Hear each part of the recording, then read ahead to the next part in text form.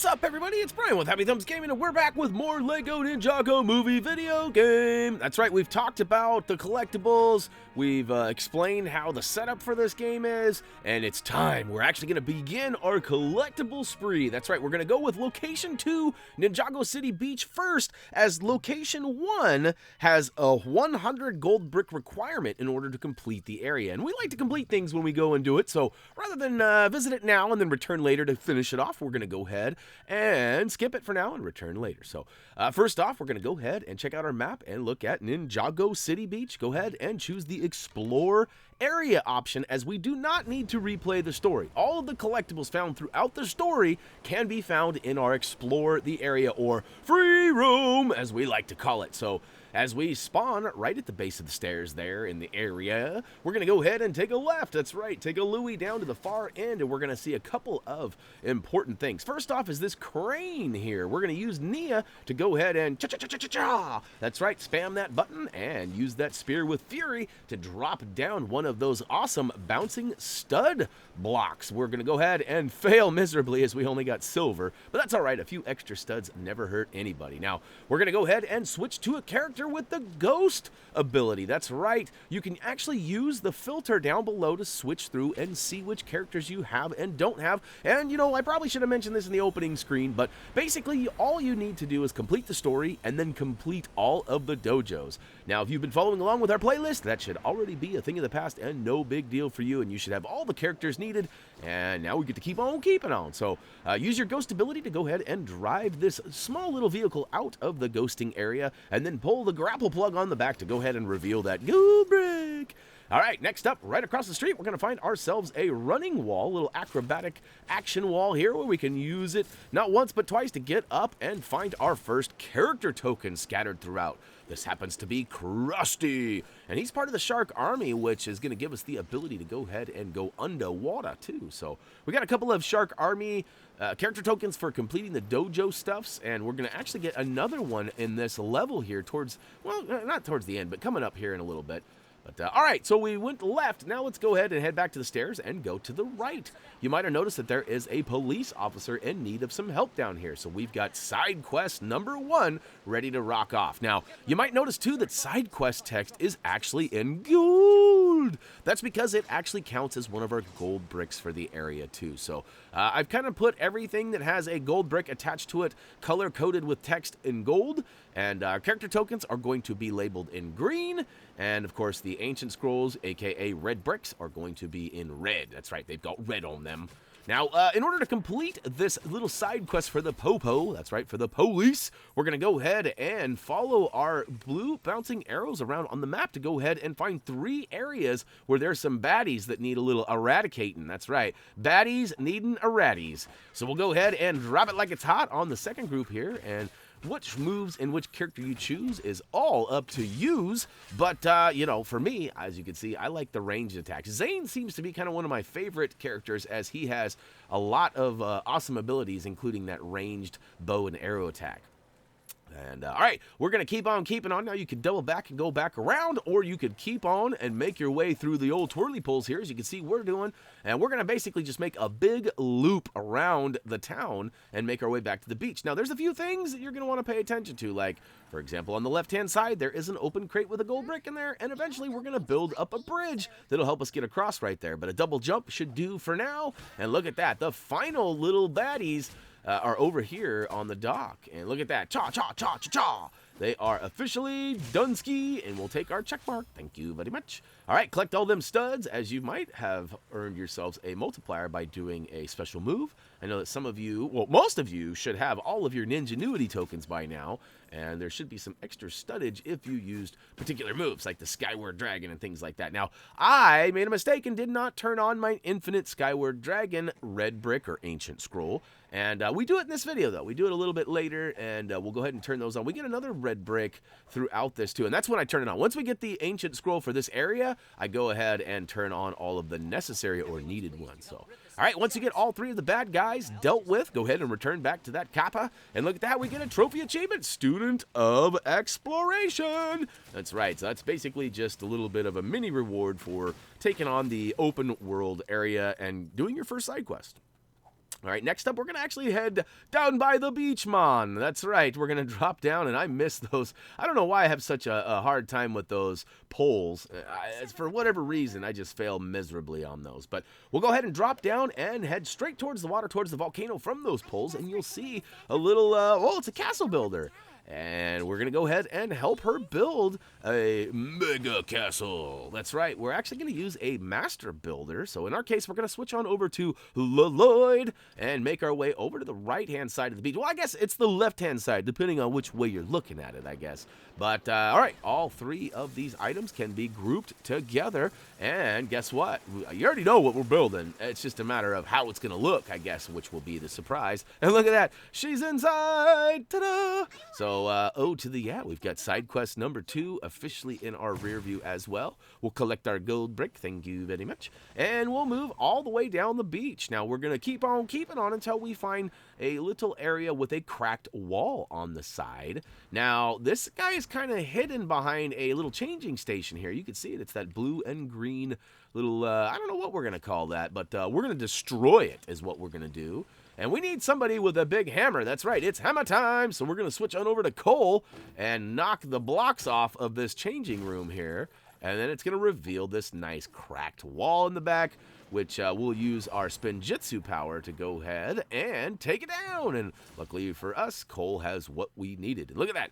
Booyakasha! Another gold brick. Oh, check it out. We're going to have another one. This one was actually pretty cool. This one also, well, I don't know if it requires coal, but coal certainly comes in handy here as he has this extra weight on his anvil or whatever that is. I'm sure there's a really cool name for it, and one of you will tell me, but check this out. You're going to go ahead and destroy this pile of rubbish, rebuild it into this awesome hammer time thing, and we're going to go ahead and roll it back, and pow, right in the kissa. Look at that, we blast him out. I don't know how that happened. That was pretty interesting. Usually when you pound something into the ground, it doesn't come out the other side. It comes out, well, it doesn't come out at all. It goes in deeper, so.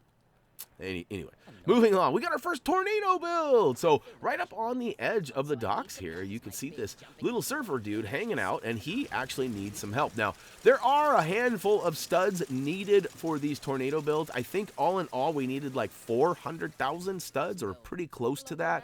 So, to the student of creation for doing our first tornado build. But if you need some studs, don't go around trying to bust open everything in the levels like you see me doing right now. You won't gain very many studs that way. My best advice for you is to complete the story if you haven't already and replay that bonus level over and over. That's right, you'll not only get the level 20 ninja, but you'll also get tons of studs. Now, all right, we got a race over on the docks, and it was recommended to us by a viewer just like yourself that we should actually use Griffin Turner as he is extra fast. Now, once I suggested that to another viewer, somebody actually queued me up and said that there's a couple of fast characters. So just make sure you pick one of them. And look how fast I'm going. Boy, Griffin Turner is so fast. Actually, you need to press a button in order to activate. You can see I got a little go fast button there, and I press it, and nothing faster than Pune. So we're out of here, and basically for us, it's actually the circle button. So I guess it could be the old B button for some of you, and if you're playing this on the Switch, I still haven't learned the buttons yet, so my bad. I'll get it figured out after this game, as I know Mario Odyssey comes out really soon, and I will be playing a lot of that, and I'm sure I'll get familiar with the buttons by then. But another trophy achievement. We got Student of Speed for completing our first race.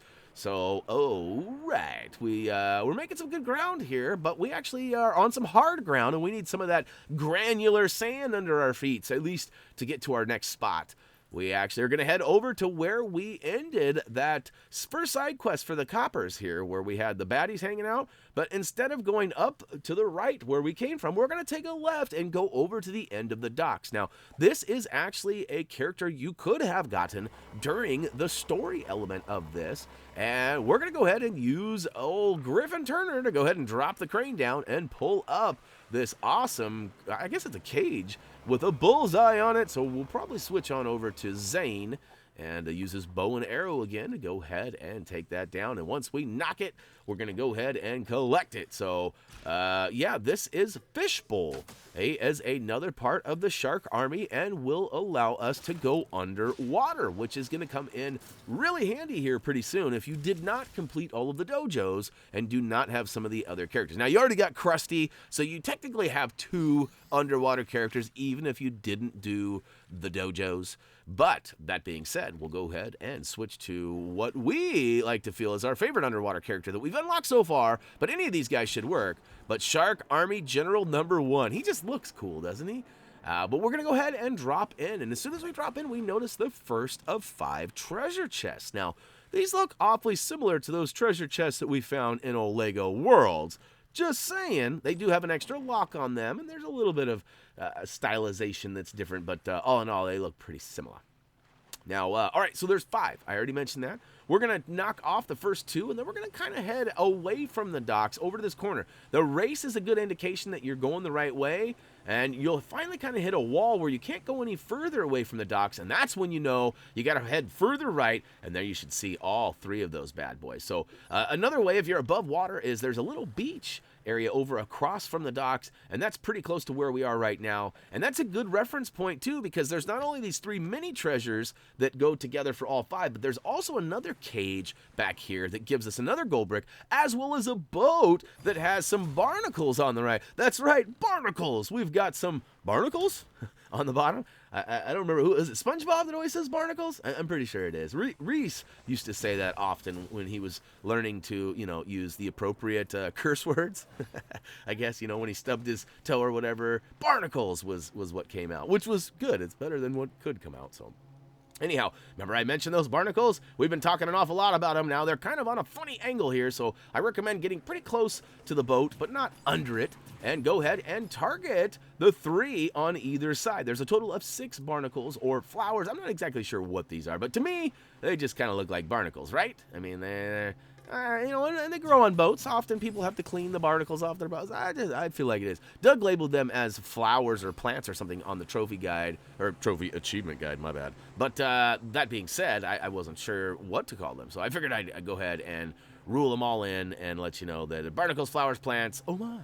All right, race, Tola, that's right. We've got this little race right up above us, and we want to make sure we use a jet ski because things just probably wouldn't work out for us if we were just trying to swim. I don't think Griffin Turner is fast enough to run on water, but I guess we could find that out.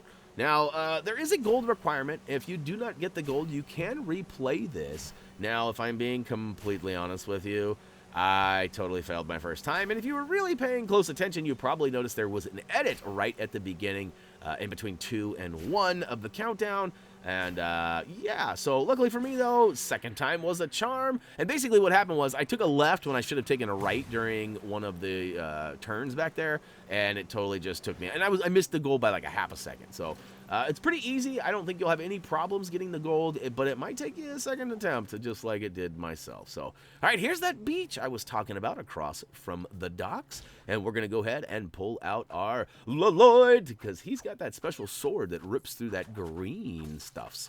And inside, there's nothing but a bouncing stud cube, so we'll go ahead and blast that right on its side. And luckily for us, we got gold this time. It's a little bit of an upgrade from last time, but not a tremendous upgrade. And unfortunately, I beached my jet ski here, so no more sea doing for me. But luckily, we are done with the water. We just need to swim back over to the docks, and we're actually going to use a ladder. Yeah, not on that sloped dock that's crashed. We're actually going to use the ladder on the rock wall here. Once we climb to the top, just to our right is going to be standing a citizen in need of some help. That's right, I already mentioned earlier that we are going to build a bridge to make the access back and forth a lot easier, and here it goes. That's right, it cost us 100,000 studs, and we're going to get ourselves a gold brick. That's pretty expensive gold, if I do say so myself, but I don't know what the transfer rate is for that right now, but it doesn't look like it's in our favor. And hey, look at the sky. Everybody notice that? Looks like there's quite the invasion still going on, eh? All right, now that we've built this bridge, we actually have access to another one of these acrobatic walls here, so we can go ahead and jump up top. And if we look to our left, there's one of those bouncing poles that I can never seem to land properly on. But if we do, we can actually make it all the way across to another rooftop, which we can find ourselves a gold brick. Now, coming up here, we've got another gold brick. I already mentioned that we had a little crate that we could plug open. That's right, grapple plug open. And we ripped it open in the story, and I saw there was a gold brick in there, and I was like, oh no. So I saved it for later. You might have to use a grapple to go ahead and get that open, but shouldn't take much effort if you do. Next up, right next to that, we're actually going to go ahead and blast off this silver lock. Now, we've got a few of these pirates down here in the bottom left-hand corner. Each one of these guys are able to go ahead and toss those. Now, those were awarded to us for completing the dojos. So if you don't have a character that can throw the explosives, you're going to want to go back and do it. I off the top of my head, I do not remember which dojo it is, but, you know, best bet is just to knock all 8 of them out. It'll take you 45 minutes at best, and it's fun, too. You get to go in there and get your ta-cha on. And, all right, so we got Zane High School Edition. He looks like he was dressed rather dapper for his first day of school. And we're going to go ahead and make our way, backtracking our way through. Now, if you remember this, we're actually going the opposite way that the story took us through this area. So, you know, different, but same. And all right, here we go. We're going to go ahead and use this. Because remember, we actually had to drop onto this pole and slide down it when we were coming through the story? Interesting. All right, we're going to use the twirly poles to get back across that lake of lava down below. It's more like just flames, but I like to call it lava. The floor's lava. Seems to be a popular game these days, so I like to make reference to fun and popular things. And look at that. As soon as we get down to the ground, we actually see there is like this store with some sort of shutters or something over it. And we also notice a Spinjitzu power node there. So we go ahead and send Cole's electrifying ninjitsu or Spinjitzu Earth tornado at it, and it did the trick for us and opened up the doors. And look at that, we got ourselves that gold brick. All right, next up, Tornado Bill. We got to go up not 1 but 2 flights of stairs, and then we got to go up and around into the next area. So take a left into the new open area. It's kind of the foyer of like it looks like a mall or something. And look at that, there's another citizen. It's the gray business lady. I don't know if that's I mean, that's kind of stereotypical, right? I mean, judging a book by its cover, are we? All right, but check it out. We're going to go ahead and build up this gold tribute to the ninjas. And whilst doing so, we also get rewarded with, wait for it, oh, come on, where's waiting still? Where's it at? Oh, that's right. It's not for building it. That's right. It's for unlocking 50 gold bricks. So sorry about that. I messed that up. I knew the trophy achievement was coming, but I forgot what it was for. So, all right. So we officially have 50 gold bricks, but we are still a long ways away from that 100 gold brick requirement in location 1. So we're going to have to do a couple of other areas, which is why we say we're just going to come back once we're all done. So we'll finish with the first area, which is going to be kind of weird, but anyhow, another tornado build just beyond the break in the wall here. You're going to see a Yeti standing there, but you don't talk to the Yeti. You actually rebuild the Yeti's ice cream truck. That's pretty sweet, but weird at the same time. We collect our gold brick and a few studs from that surfer dude who helped us rebuild the ice cream truck. Now we're actually going to go and follow it on over here because look at this. The Yeti has a job for us. He lets us know that he actually is kind of bored with his flavors of snow cones that he's offering, and he would like to try some different flavors. So we're going to go ahead and scrounge up some different items that will offer some different and unusual flavors. So it looks like we got a pretzel, a hot dog, and some sort of a berry pie or cobbler or something. So, all right, hot dog. What about you guys? Tell me what you think down below in the comments.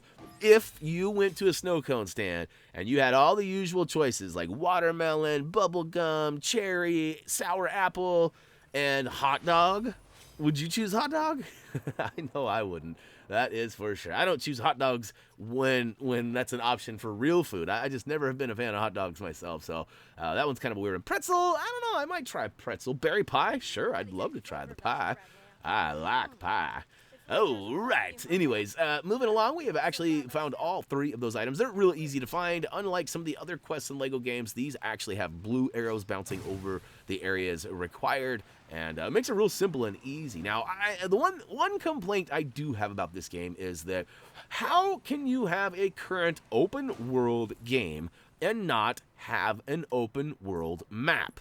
We have a map that shows us the world, but it doesn't show us the areas with like the collectibles. So Anyways, rant over. We used those acrobatic walls just beyond where that surfer boy was earlier that helped us rebuild that Yeti Snowcone machine. And we're actually going to shimmy all the way down this golden rail and up the handhelds over to the ancient scroll, which happens to be Attract Studs. That's right. They call it Master of Summoning, but they can't fool us. That's the Attract Studs red brick. And we'll go ahead and turn that bad boy on. Accidentally pressed the wrong button. See, look at me. I'm an old schooler. I went to the options menu to turn on my extras, which aren't there anymore. They're actually in the character select wheel. So, alright, so 3 of the 4 seem to be worth turning on, so I turn those guys on, and who knows, you may have a couple more bricks. Who knows? Alright, now this, you might remember, this is an actual moment that we did during the story mode. We actually had to hop across, and there was a big emoji sign that required Zane to do a special move and then shoot down a target. Well, we're not going to worry about that. We're actually going to double back and go up the top. So this is actually a character token that you could have gotten in the story if you had Nia in our original playthrough, which we didn't. So we're going to go ahead and collect the token up here, which happens to be Nia High School Edition. All right. And hey, I guess, okay, so I do have a second complaint about this game. This takes an extra long time to go ahead and process through. Like, we get it. We get it. We got the character token and all that. Anyways. Next up, here is another item that you could have grabbed in our original story. You did not need a special character or anything for it. And I showed you this when I was trying to explain the difference between old LEGO games and new LEGO games and how they've done this one and stuff. But anyway, once you drop down, we're actually going to turn around and go back through this little gap one more time.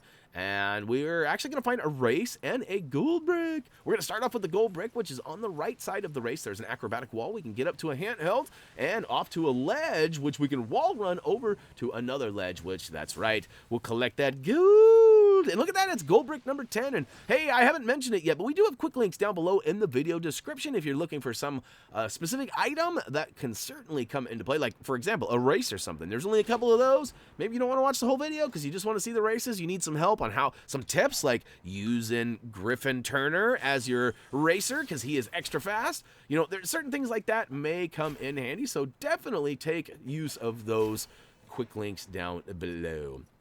All right, now, Griffin Turner is really fast, but I definitely recommend not using his turbo all the time. You should probably use it in moderation and maybe use it only in those panic moments or in straight stretches. It might prove to be a little difficult to control when you're turning or jumping or like running up these walls or whatever.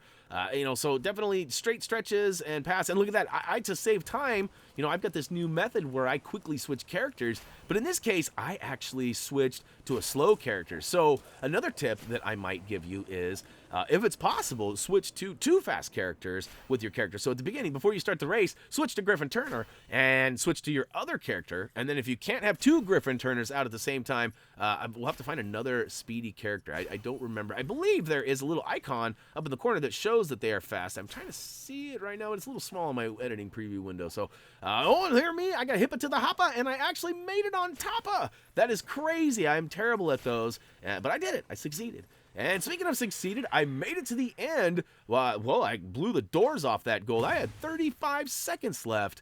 So having a specially fast character is going to really pay off.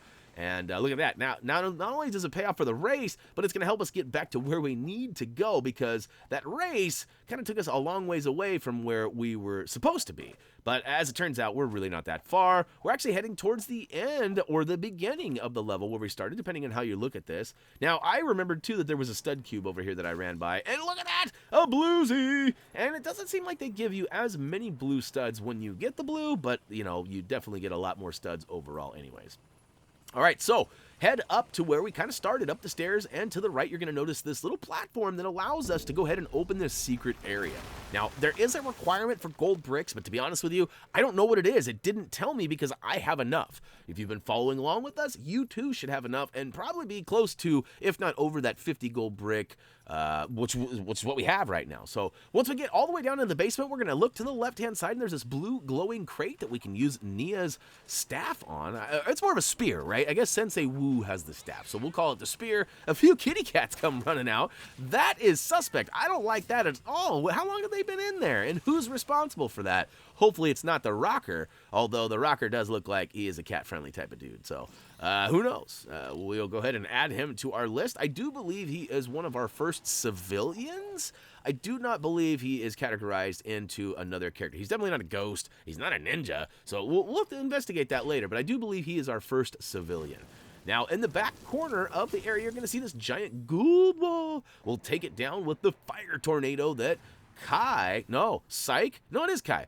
All right, my bad. I don't know why I had a brain fart there. I was totally thinking something else. So, yeah, it's Kai. Ha-ha. Ha-ha, it's Kakai. Anyways, moving along. Trying to distract you from my ridiculousness there. We'll go ahead and look over to the far right side of that gold wall, and there is this weird terminal. Now, it took me a second to figure this out, but it turns out we need to use General Cryptor, who is another person we unlocked during the dojo conquering session. So now, all right, this was the first time I'd come across this, and I figured out what I was doing, but I was a little late on the button pressings. Boy, I'm falling apart in the last couple minutes of this video, aren't I? But all right, basically you need to match those up. It's pretty easy. The game allows you a little bit of a grievance. It goes through a rotation, and when it gets to the one you're supposed to press, it literally pauses there for like an extra second. So just be quick on the draw and be patient, really, is all it takes. And make your way into the room. Go ahead and approach the other terminal. All you have to do is activate it. It gives us 3 golds, like we just hit the jackpot, and we'll go ahead and collect our gold brick and make our way out of there. Now, all right, we got a couple of things left. First off, we're going to go ahead and double jump up on top of these gray containers, and we're going to use our grapple plugs to go ahead and get all the way over. That's right, we're going to swing across and get into this secret area and find Ash. I'm not familiar with Ash. Like I've already admitted before, I never was really a fan of this series until the movie. I mean, the characters were just a little slow. I'm not a big ninja guy. I don't know why. It just never really connected with me. However, the new cast and the new style totally sucked me in, and I'm loving it now. So I'm still trying to learn, which is why I just had that brain fart a minute ago and called Kai, and then went, no, his name's not Kai, it's Kai. Anyways, all right, so we need, what's his name? Plither? I never could figure out how to say this guy's name correctly, but, no, Pythor, I guess is what it is. There's no L in there, Brian. It's Pythor. And, all right, we use him. His secret ability, he is very, very sneaky, and I think they underestimated how sneaky we can be, so we'll go ahead and switch to his stealth mode, get inside, and then I was having troubles getting up this wall. I'm not sure Pythor has the abilities to do that. Maybe he does, maybe he doesn't, but once we get up there, we needed Lloyd anyway, so we'll switch to him and get up there and check it out. We're going to go ahead and make our way all the way to the back and grab ourselves character token number 7, which is actually going to be the final one, and it's the Paleman. What the heck? Where's your face at, buddy? Nice gold glasses, too, by the way. Anyhow, we'll add him. I'm not sure what category he falls into. Again, we'll have to check that out. But hey, guess what, guys? That actually completes our area. You can see we got 7 to 7, 24 to 24, and we got that check mark for that ancient scroll. And because they don't have a final total screen for the area like we would get at the end of a free play, we thought we would also show you the overall map, just kind of showing you that the area is in fact complete. Let's see, which way do I go? There we go. Found it. Ninjago City Beach, 24-24-11, 7 to 7. All right, that is going to wrap it up. So, to the Lego Ninjago movie video game, Ninjago City Beach, free play, free roam, all collectibles is complete. We're going to be moving on to location 3 next. And if you guys have any questions or comments, please leave them down below. As for me, I'm going to try to get this done as quickly as possible because I know some of you are waiting. As always, until next time. See ya!